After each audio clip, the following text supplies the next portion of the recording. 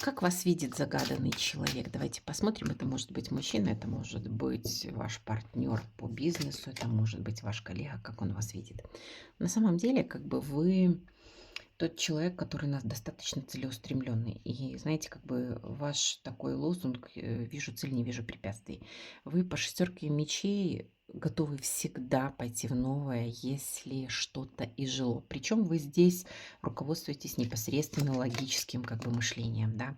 Хотя М, для загаданного человека вы являетесь, такой, знаете, таинственной, загадочной.